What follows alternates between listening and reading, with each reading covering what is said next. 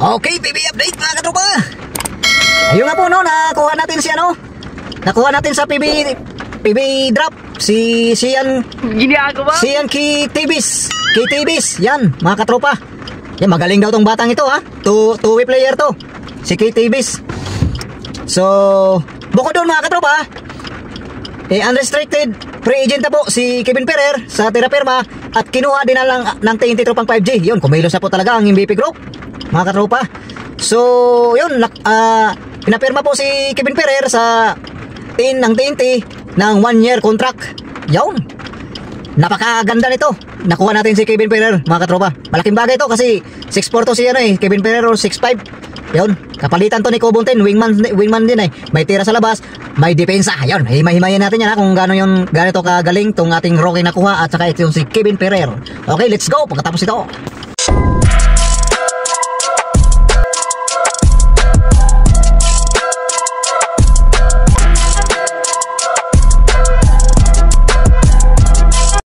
Okay, what's up mga katropa? Yun, napakasaya ng araw natin ngayon mga katropa. Kasi yung nga po no, nabalitaan natin. Unang-una pala, bago po ang lahat, may nakalimutan po tayo na kung hindi pa po kayo nakapag-subscribe sa channel nito, mag-subscribe po tayo sa ating YouTube channel, Banjo Vlog TV. So, ayun. At maraming salamat sa inyong walang sawang panonood, mga katropa, mga TNT fans dyan, yun. At palike and share na rin po ha, maraming salamat po sa lahat. At yun, pag-usapan na po natin to. Unang-una, unahin po natin tong rookie, yung nakuha ng TNT, si Sian Kitibis. Yan. Ano to mga katropa? Two-way player to. Pwede tong kapalitan ni ano. Pwedeng kapalitan to ni RR Pugoy. Pwedeng pagsabayin pwedeng kapalitan ni tawag ito, ni Ray ng Batak. At ni Jordan Hiddink kasi wala pa po si Jason Castro. So makuha lang to ni Tibis yung naruan ng TNT. Makakatulong to sa TNT Tropang 5G kasi magaling dito batang to eh. Pinanood kong highlights nito sa Ateneo pala to eh. So magaling to batang to, two-way player. May depensa din, parang si Kib Montalvo dati. Pero mas mahusay ito kay Kib Montalvo. So yung nga po no, may katawan, mahasil lang tong batang to. Nakikita ko yung mga laro niya. So malaking tulong to sa TNT. At sana mapaperma to ng TNT. Magkaroon siya ng kahit 1-year deal contract sa TNT Tropang 5G. So husayan lang niya pag pag nag-practice kasi talagang anuhin siya ng TNT. Talagang susubukin muna siya ng TNT para makapirma siya. So ito nga po, pangalawa, lipat po tayo dito kay Kevin Ferrer. So yung nga po no, free agent, restricted free agent na po si Kevin Ferrer from Terraperma. So saan ba nanggaling to si Kevin Ferrer? Unang-una po, nanggaling po yan sa Northport and then napunta sa Barangay Ginebra. Maganda ang nilalaro sa Northport eh, kaya kinuha to ng Barangay Ginebra eh.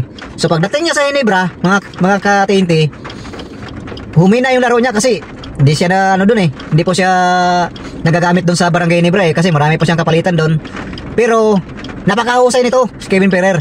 Sniper to si Kevin Ferrer, mga katropa. So yun, tapos napunta siya sa Terraperma. At doon lalo siyang nawalang playing time sa Terraperma. So ewan ko kasi medyo na-injury din siguro to. So siguro naman magaling na yung injury nito si Kevin Ferrer. So mapapakinabangan ng TNT to kasi si Cobontin po kasi alanganin po si Barilla eh. Yun po ang kapalitan ni Cobontin si Barilla. So wala namang kapalitan to si Kevin Ferrer kaya kinuha ng TNT. So mayroon ng kapalitan si Cobontin na legit defender, legit shooters. Di ba? Napaka-shooter nito at saka ang height nito 6'5 or 6'4. Yan. Kasi si Cobontin lang yan, 6'3, 6'2 si Cobontin. Pero wingman to, magaling to magdepensa kasi dati nga dinipensahan ng mga import nito Kevin Ferrer. Yun. Magaling tong batang to si Kevin Ferrer. So yun, nadagdagan po tayo ng sniper sa katawan ni Kevin Ferrer. Grabe, napaka-the best yan. Ang kasunod niyan mga katropa, panigurado si Christian Hardinger na at saka si Christian David. Matik yan. ano yun lang natin yan, yung subaybayan lang natin, abang-abangan lang natin mga katropa ha, yung update kila Christian Hardinger at saka kay Christian David.